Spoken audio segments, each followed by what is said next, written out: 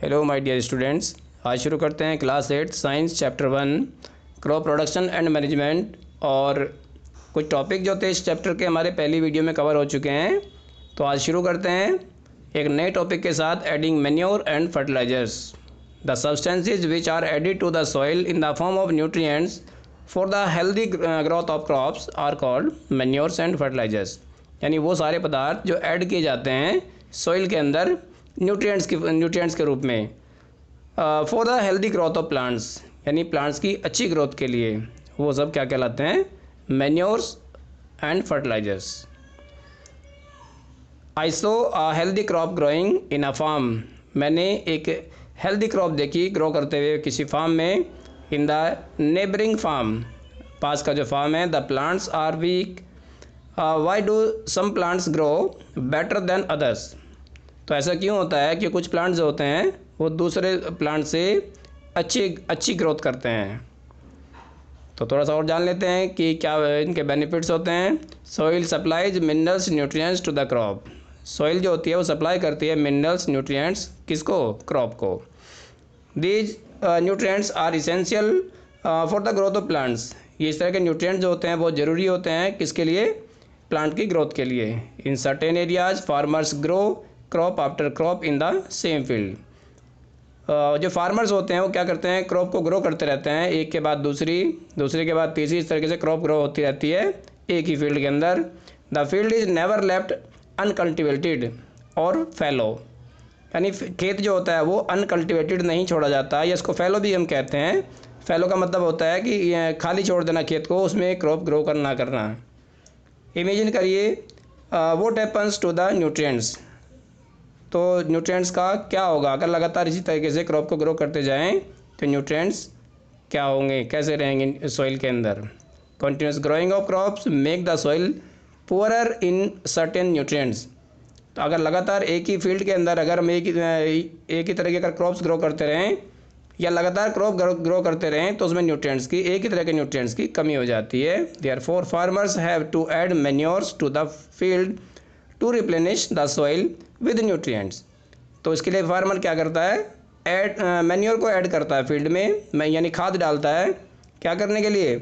Soil को के जो न्यूट्रिएंट्स होते हैं उनको रिप्लेनिश करने के लिए, उसको दोबारा से सॉइल में पहुंचाने के लिए। This process is called manuring. इसी प्रोसेस को मैन्योरिंग भी कहा जाता है। इम्प्रॉपर और insufficient manuring results in weak plants. यदि इम्प्रॉपर या फिर इनसफिशिएंट अगर मैन्योरिंग करते हैं तो इसकी वजह से क्या होता है? प्लांट्स वीक रह जाते हैं, कमज़ोर रह जाते हैं। Manure is an organic substance obtained from the decomposition of plants and animal waste. तो मैन्योर्स क्या होता है? जो प्लांट्स और एनिमल्स के वेस्ट को जब डिकम्पोज होता है वो उससे ऑब्टेन्ड होता है। Farmers dump plant and animals waste in pits at open places and allow it to decompose. तो फार्मर्स क्या करते हैं? प्लांट्स और एनिमल्स के जो वेस्ट होते हैं उनको एक गड्ढे में दबा देते हैं, या फिर क्या करते हैं? ओपन प्लेस में भी इसको रखा जा सकता है। अलाउ इट टू डिकम्पोज, ताकि वो डिकम्पोज हो जाए। The decomposition is caused by some organisms. और डिकम्पोजिशन का काम कौन करता है? कुछ ऑर्गेनिजम्स करते हैं, जैसे बैक्टीरिया हो गए, फंगाई हो गए। तो वो क्या करते हैं? प्लांट्स और एनिमल्स के रिमेन्स को डिकम्पोज कर देते हैं। The decomposed matter is used as organic manure. जो डिकम्पोज्ड जो मैटर होता है उसे ही हम ऑर्गेनिक मैन्योर के नाम से जानते हैं और उसी तरीके से उसको यूज़ किया जाता है। You have already learned about vermi composting in class 6। तो क्लास 6 में आपने पहले ही वर्मी कंपोस्टिंग के बारे में सीख लिया है। तो अभी थोड़ा सा एक एक्टिविटी से जानेंगे कि एक्टिविटी में क्या है। और ये हमारी एक्टिविटी है 1.2। तो एक्टिविटी में क्या लिखा है देखिए। द मूंग और ग्राम सीड्स एंड जर्मिनेट दैम। तो क्या करते हैं? मूंग और ग्राम के सीड्स लेते हैं और उनको जर्मिनेट करते हैं। Select 3 equal sized seedlings out of these. और उनमें से कुछ 3 इक्वल साइज के सीडलिंग लेते हैं। सीडलिंग वो होते हैं जो न्यू प्लांट जो सीड से बाहर आते हैं निकल के, उनको सीडलिंग्स बोलते हैं। नाउ टेक 3 एम्प्टी ग्लासेस और सिमिलर वेसल्स। या 3 ग्लास ले लेते हैं या फिर सिमिलर वेसल्स ले लेते हैं तीनों के लिए। Mark them A, B and C। उन पे तीनों पे A, B, C करके मार्क कर देते हैं। To glass A add little amount of soil mixed with a little cow dung manure. उसमें ग्लास ए जो होता है उसके अंदर क्या करते हैं, कुछ तो सॉइल की अमाउंट जो होती है वो डाल देते हैं और थोड़ा बहुत उसमें जो काउ डंग मैन्योर जो होता है उसको डाल देते हैं। In glass B put the same amount of soil mixed with a little urea. उसके अंदर क्या करते हैं, कुछ यूरिया डाल देते हैं। यूरिया आपने देखा होगा, एक ऐसा फर्टिलाइज़र होता है जो दिखने में कैसा होता है, शुगर की तरह से होता है, चीनी की तरह से होता है, और उसके जो वो होते हैं, जो पार्टिकल्स होते हैं, ग्रेन्यूल्स जो होते हैं, उसके दाने दाने गोल गोल होते हैं राउंड शेप में। Take the same amount of soil in glass C without adding anything, यानी ग्लास सी में क्या क्या क्या करते हैं, कुछ भी ऐड नहीं करते हैं। Now pour the same amount of the water in each glass and plant the seedlings in them. अब उसके बाद क्या करते हैं, उनमें सीडलिंग्स लगा देते हैं। Keep them in a safe place, उसको एक सेफ प्लेस पर रख देते हैं ताकि कोई छेड़े ना। एंड वाटर दैम डेली, और उसमें रोज़ पानी देते हैं। After 7 to 10 days observe their growth, उसके बाद में उनकी ग्रोथ को ऑब्जर्व करते हैं, जिस तरीके से आप इस एक्टिविटी में देख रहे हैं। तो ये एक्सपेरिमेंट है, एक्टिविटी है, छोटी सी एक्टिविटी, इसको आप करके भी देख सकते हैं। ये ABC करके 3 वेसल लिए और जिनमें अलग अलग चीज़ें अलग अलग जो बताया था अभी उसी हिसाब से डाला गया है। उसके बाद फिर उसको ऑब्जर्व करते हैं। Did all the plants in all the glasses grow at the same place, क्या जितने भी जो भी ग्लासेस दिए गए हैं उनके अंदर जो प्लांट्स हैं क्या वो बिल्कुल एक ही तरीके से ग्रो करते हैं। एंड विच ग्लास, और कौन से ग्लास में अब क्योंकि हर किसी में अलग अलग डाला ना, एक में सोइल डाली है, एक में यूरिया डाला है, तो हर किसी में जाहिर सी बात है कि ग्रोथ तो सेम नहीं होगी। Each glass showed better growth of plants, in which glass was the growth fastest, यानी तीनों ग्लास में से किस में जो ग्रोथ हुई है फास्टेस्ट हुई है, किस में कुछ स्लो हुई है, और किस में किस तरह का इफेक्ट है वो आपको एक्टिविटी से पता चल जाएगा। Fertilisers are chemical substances, fertilisers क्या है, केमिकल सब्सटेंसेस है which are rich in a particular nutrient, जिसके अंदर कोई एक पर्टिकुलर न्यूट्रिएंट होता है। तो फर्टिलाइजर में या तो एक ही न्यूट्रिएंट होता है या 2 होता है, और मैक्सिमम 3 न्यूट्रिएंट होते हैं, 3 से ज़्यादा कभी भी नहीं होते, लेकिन एनफ अमाउंट में होते हैं, एक ज़्यादा अमाउंट में होते हैं। वो या तो 1 होगा या 2 होगा या फिर 3 होंगे, इससे ज़्यादा नहीं होते, लेकिन वो काफ़ी मात्रा में उसके अंदर रहते हैं।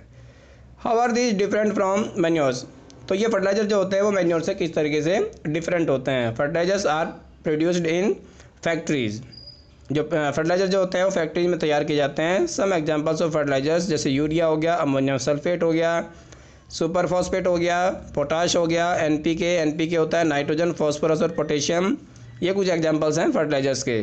और कहाँ तैयार किए जाते हैं, फैक्ट्रीज में तैयार किए जाते हैं। और फर्टिलाइजर्स में जैसे कि मैंने बताया कि या तो एक न्यूट्रिएंट होता है केवल, या 2 होते हैं, या मैक्सिमम 3 होते हैं, 3 से ज़्यादा न्यूट्रिएंट इनके अंदर नहीं होते हैं।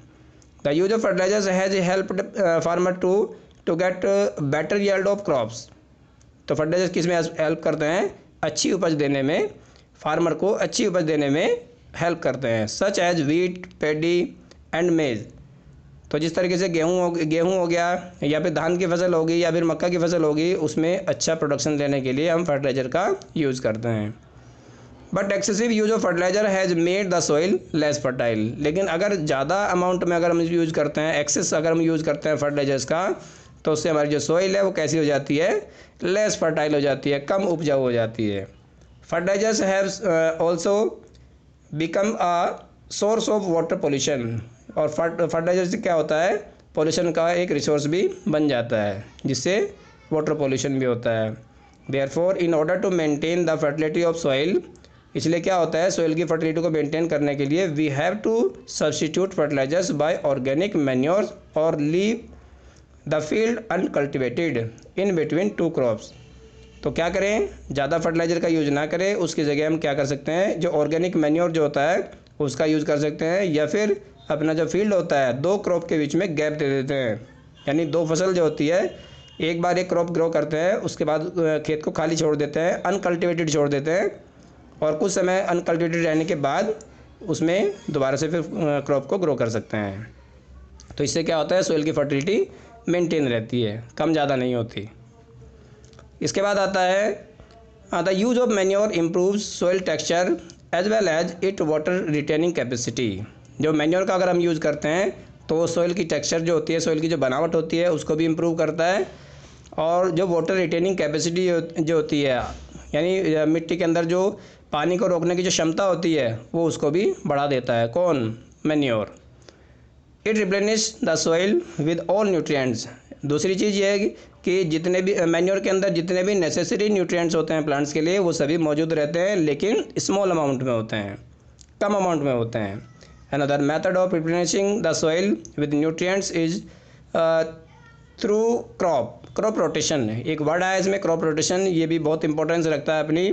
क्रॉप रोटेशन का मतलब क्या होता है कि खेत में एक ही पर्टिकुलर फील्ड के अंदर एक ही तरह की क्रॉप ना ग्रो करे, अदल बदल के करे। अभी एक क्रॉप ग्रो की है, उसके बाद में वो क्रॉप दोबारा से उसी फील्ड के अंदर ना ग्रो करे, उसकी जगह कोई दूसरी क्रॉप ग्रो करे। या हो सकता है कि जितने भी लेग्यूमिनस क्रॉप्स होती है, लेग्यूमिनस क्रॉप्स वो होती है जिनके डाइकोट सीड्स होते हैं, यानी जिनके सीड दो पार्ट में डिवाइड हो जाते हैं। जितनी पल्सीज हैं वो भी आप बीच बीच में ग्रो कर सकते हैं। इससे क्या होता है, सोइल की फर्टिलिटी मेंटेन रहती है। This can be done by growing different crops alternatively. यही लिखा है इसमें कि अलग अलग जो फसल होती है, जो ऑल्टरनेट जो क्रॉप्स होती है उनको खेत में ग्रो किया जा सकता है। Earlier farmers in northern India use to grow legumes as fodder in one season, यानी एक सीज़न में कम से कम एक लेग्यूम क्रॉप जो होती है वो ज़रूर ग्रो करते हैं। लेग्यूम का मतलब बताया मैंने भी कि लेग्यूम जिसमें जितनी पल्सीज होती है सारी लेग्यूमिनस क्रॉप्स ही होती है, यानी जिनके सीड दो इक्वल पार्ट में डिवाइड हो जाते हैं। उनकी जो रूट्स होती है, लेग्यूमिनस जो क्रॉप्स होती है उनकी रूट्स में कुछ नोड्यूल्स होते हैं, छोटी छोटी गांठें होती है जिनके अंदर नाइट्रोजन फिक्सिंग बैक्टीरिया भी होता है, जो एयर की फ्री नाइट्रोजन को फिक्स करके सोइल में प्लांट्स को देता है। And wheat in the next season. अब जैसे ये हुआ कि एक बार में क्या हुआ, लेग्यूमिनस क्रॉप्स बो दी, और अगले सीजन में क्या बो दिया उसमें खेत के अंदर, वीट। तो this help in the replenish of the soil with nitrogen, जिससे क्या होता है, नाइट्रोजन की आपूर्ति होती रहती है।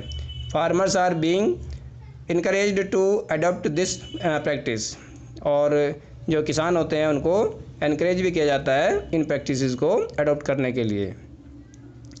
In the previous classes you have learned about rhizobium, यानी पहले क्लासेज में आपने राइजोबियम के बारे में पढ़ रखा। जैसे कि मैंने अभी बताया था, ये इस तरह का बैक्टीरिया होता है। These are present in nodules of the roots of leguminous plants, they fix atmospheric nitrogen. जो मैंने अभी बताया, उस नाइट्रोजन फिक्सिंग बैक्टीरिया का नाम क्या है, राइजोबियम बैक्टीरिया। वो एयर की फ्री नाइट्रोजन को फिक्स कर देता है सोइल के अंदर, जिससे ईजिली प्लांट जो होते हैं उसको एब्जॉर्ब कर लेते हैं। इसके बाद में थोड़ा सा जान लेते हैं किसके बारे में, फर्टिलाइजर्स और मैन्योर्स। अगर हम इन दोनों में डिफरेंस करते हैं तो दोनों के बारे में हमें अच्छे से पता चल जाएगा कि फर्टिलाइजर्स क्या होते हैं एक्चुअल में और मैन्योर्स क्या होते हैं। तो पहला पॉइंट क्या है, a fertilizer is an organic salt. Fertilizer क्या है, एक इनऑर्गेनिक सॉल्ट होता है। Manure is a natural substance obtained by the decomposition of cattle dung, human waste and plant residues. यानी मैन्योर क्या है, एक नेचुरल सब्सटेंस जो होता है, जो कहाँ से ऑब्टेन होता है, जब डिकम्पोजिशन होता है किसका, कैटल डंग का, ह्यूमन वेस्ट का, और जो जितने प्लांट्स के जो वेस्ट होते हैं, प्लांट्स के जो रिमेन्स होते हैं, जो रेजिड्यू होते हैं, और जब वो डिकम्पोज होते हैं तब मैन्योर मिलता है। सेकंड है, a fertilizer is prepared in factories. Fertilizer को कहाँ तैयार किया जाता है, फैक्ट्रीज में तैयार किया जाता है। Manure can be prepared in the fields. Manure जो होता है किसान अपने आप खुद खेत में तैयार करता है। थर्ड पॉइंट है, fertilizer does not provide any humus to the soil. Fertilizer जो होता है वो सॉइल को ह्यूमस बिल्कुल नहीं देता। ह्यूमस क्या होता है, ह्यूमस होता है जो प्लांट्स और एनिमल्स के जो वेस्ट जो रिमेन्स होते हैं, जब वो डिकम्पोज हो जाते हैं तो उसे डिकम्पोज होने के बाद जो मिलता है उसको ह्यूमस कहते हैं। इस ह्यूमस का जो कलर होता है वो डार्क होता है, और इस ह्यूमस के अंदर बहुत सारे न्यूट्रिएंट्स अवेलेबल होते हैं प्लांट्स के लिए, प्लांट्स की ग्रोथ के लिए। तो फर्टिलाइजर जो होता है वो ह्यूमस प्रोवाइड नहीं करता है। Manure provide a lot of humus to the soil. Manure का काम क्या होता है, सॉइल को बहुत सारा ह्यूमस प्रोवाइड करना है, बहुत सारे न्यूट्रिएंट्स प्रोवाइड करना है। Fertilizers are very rich in plant nutrients like nitrogen, phosphorus and potassium. मैंने जैसे बताया था कि फर्टिलाइजर्स में बहुत कम न्यूट्रिएंट होते हैं, या तो एक होता है या दो होते हैं या मैक्सिमम 3 होते हैं, लेकिन होते ज़्यादा अमाउंट में, रिच अमाउंट में होते हैं। Manures is relatively less rich in plants nutrients. यानी मैन्योर जो होता है, मैन्योर के अंदर न्यूट्रिएंट तो सारे होते हैं लेकिन less rich in plant nutrient, लेकिन वो कम मात्रा में होते हैं, ज़्यादा उसकी अमाउंट नहीं होती। अब देखिए थोड़ा सा और जानते हैं मैन्योर के बारे में।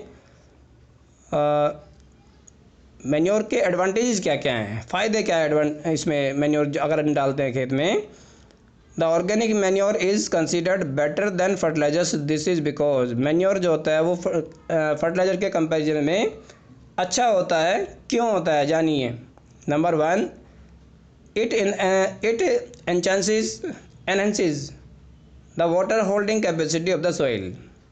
यानी ये क्या करता है, इन्हेंस करता है वाटर होल्डिंग कैपेसिटी को, यानी वाटर को जो रोकने की जो क्षमता होती है सॉइल के अंदर उसको इन्हेंस करता है, यानी बढ़ाता है उसको।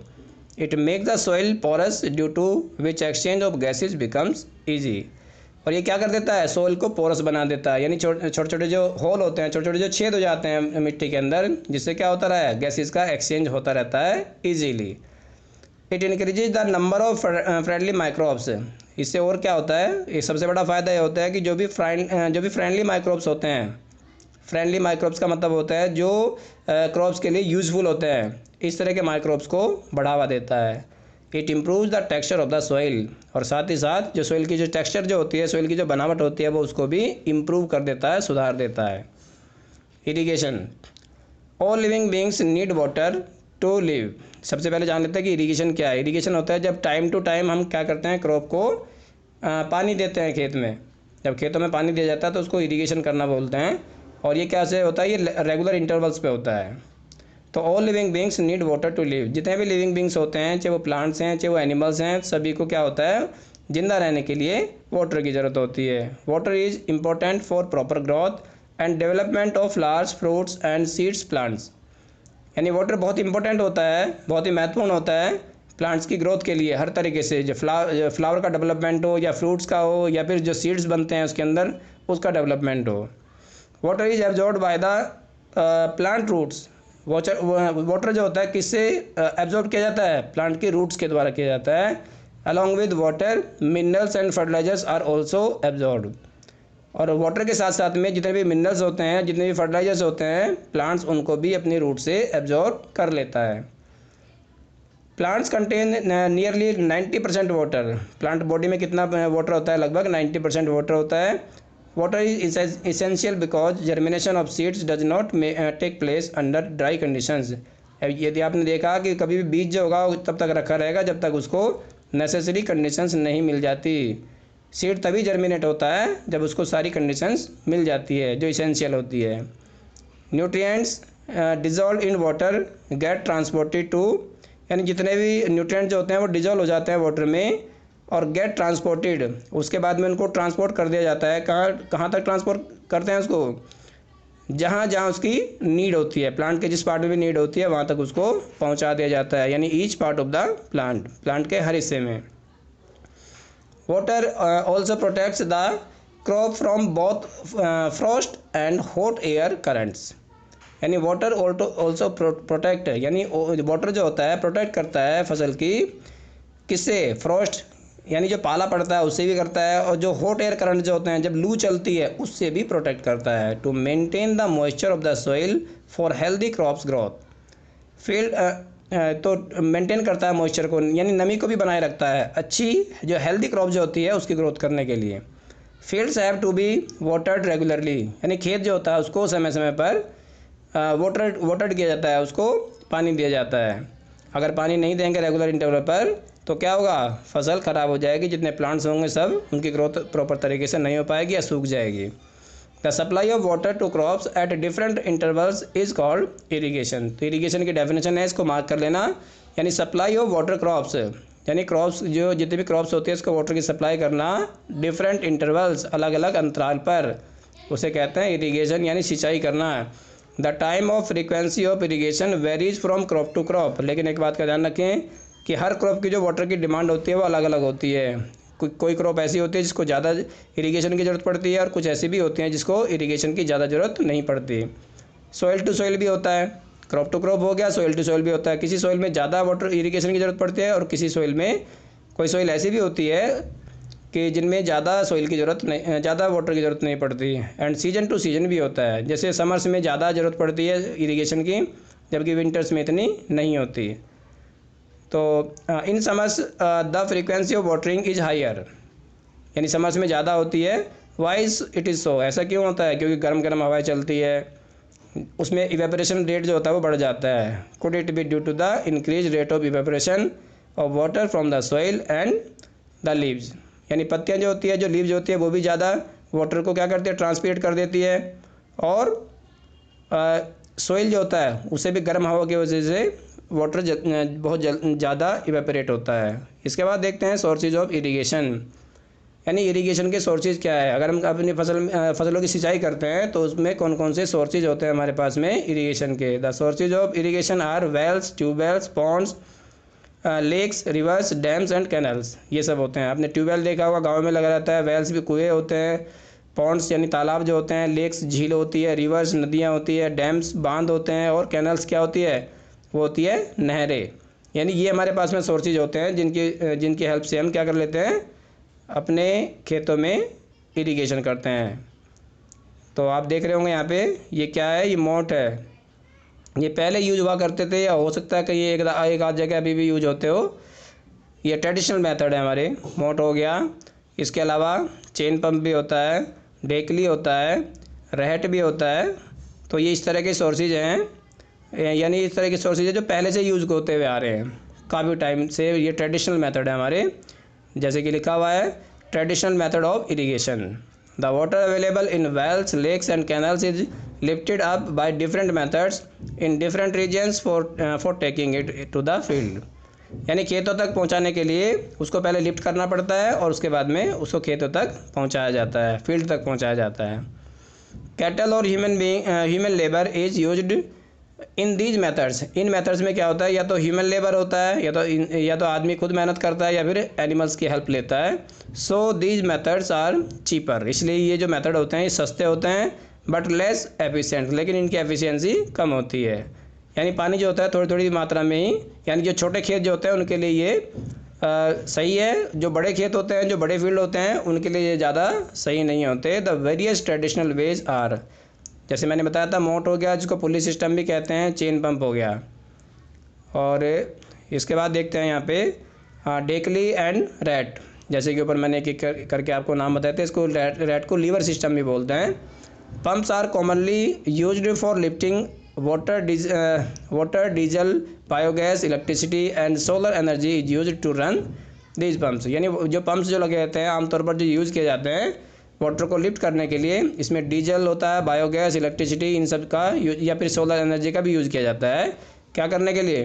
पंप को रन करने के लिए। तो आगे देखते हैं कुछ मॉडर्न मेथड्स ऑफ इरिगेशन, यानी मॉडर्न मेथड का मतलब है जो आजकल मेथड यूज़ किए जाते हैं। Modern method of irrigation help us to use water economically. The main methods used are as follows. तो जितने भी इकोनॉमिकली का मतलब होता है, इसमें बहुत ज़्यादा ना तो टाइम लगता है, ना ही ज़्यादा खर्चा इसके अंदर आता। एक बार सेटअप करना पड़ता है, उसके बाद हम उसको यूज़ करते रहते हैं। तो सबसे पहला है स्प्रिंकलर मेथड, और सबसे बड़ी बात क्या होती है, इसमें वाटर जो होता है ज़्यादा वेस्ट नहीं होता है। This system is more useful on the uneven and where sufficient water is not available. Sprinkler method जो होता है जहाँ पर ज़मीन जो होती है ऊंची नीची ज़मीन होती है, अनइवन होती है, या जहाँ पर वाटर ज़्यादा अवेलेबल नहीं होता है, वहाँ पर स्प्रिंकलर मेथड का यूज़ किया जाता है। The perpendicular pipes having rotating nozzle, nozzle जो होते हैं वो रोटेट करते रहते हैं, जो टॉप पर लगे रहते हैं, are join to the main pipeline at regular intervals. जो मेन पाइपलाइन से उसको जोड़ दिया जाता है थोड़ी थोड़ी दूरी पर। When water is allowed to flow through the main pipe under pressure with the help of a pump. ये पंप की हेल्प से जब उस पाइप के अंदर वाटर को फ्लो किया जाता है, it escapes from the rotating nozzles, तो नोजल जो होता है वो रोटेट करता रहता है। It gets sprinkled on the crops as if it is raining. उसका जो पानी जो होता है वो इस तरीके से आगे गिरता है। इसका जो वाटर होता है, जैसे रेन होती है, जैसे बारिश होती है ना, फवारा जो होता है, उस तरीके से आकर के फसलों के ऊपर गिरता रहता है। Sprinkler is very useful for Sandy soil, और स्प्रिंकलर मेथड जो होता है सैंडी सॉइल में क्यों ज़्यादा यूजफुल होता है, क्योंकि सैंडी सॉइल वाटर को बहुत ज़्यादा एब्जॉर्ब करती है, बहुत जल्दी एब्जॉर्ब कर लेती है, उसमें पानी रुकता नहीं है, इसलिए स्प्रिंकलर मेथड का यूज़ किया जाता है उसमें। इसके बाद आता है drip irrigation method. In this system the water falls drop by drop, यानी बूंद बूंद करके वाटर को डाला जाता है जस्ट एट द, अब आप यहाँ देख सकते हैं थोड़ा सा, ये सिस्टम है कौन सा, ड्रिप इरिगेशन का है, ड्रिप इरिगेशन सिस्टम। इसमें पाइप लगे होते हैं और पाइप में जो बूंद बूंद करके पानी जो पड़ता है वो कहाँ पड़ता है, जहाँ पे प्लांट्स होते हैं बिल्कुल उनकी रूट्स के आसपास ही गिरता है। तो और ये वाला जो मेथड है ये हमारा स्प्रिंकलर मेथड है, जिसमें जो स्प्रिंकल जो होता है, जो फवारा जो होता है वो चारों तरफ घूमता रहता है, रोटेट करता रहता है, और वाटर जो होता है पानी की बूंदों के रूप में, जिस तरीके से रेन होती है, जिस तरीके से बारिश होती है, उस तरीके से वो जो क्रॉप की जो रूट्स है उस तक पहुंचता रहता है। पोजीशन ऑफ द रूट्स, जहाँ पे रूट की पोजीशन होती है, so it is called drip system, इसलिए इस सिस्टम को ड्रिप सिस्टम कहा जाता है, क्योंकि इसमें पानी जो होता है बूंद बूंद करके पौधों की जड़ों के आसपास गिरता है। It is the best technique for watering fruits plants gardens and tree. जितनी भी टेक्निक जो होती है, जो हमारे फ्रूट प्लांट्स जो होते हैं उनके लिए, या जितने भी गार्डन्स में हम जो तरह तरह के प्लांट्स ग्रो करते हैं, फ्लावरिंग प्लांट्स जो होते हैं या ट्री जो होते हैं, उन सब के लिए ये मेथड अच्छा होता है। The system provides water to plants drop by drop, इसमें पानी जो होता है बूंद बूंद करके, जैसे मैंने बताया था अभी, वो प्रोवाइड किया जाता है। वाटर इज़ नॉट वेस्टेड, पानी जो होता है वो ज़्यादा बर्बाद नहीं होता at all. It is a boon in region where availability of water is poor, यानी ये मेथड जो होता है वहाँ के लिए तो एक बून है, एक आशीर्वाद की तरह से है। कैसे, क्योंकि वहाँ पर वाटर की अवेलेबिलिटी अगर पुअर है, अगर पानी वहाँ पे पहले से कम है, और वहाँ अगर हम नाली बना करके खेतों में अगर पानी पहुँचाने की कोशिश करते हैं तो क्या होगा, वो जितना भी वाटर होता है वो सारा वो कहाँ रह जाएगा, नाली से वहीं से सॉइल के अंदर एब्जॉर्ब हो जाएगा, और प्लांट की जो रूट्स होती है वहाँ तक नहीं पहुँचेगा, क्रॉप तक नहीं पहुँचेगा।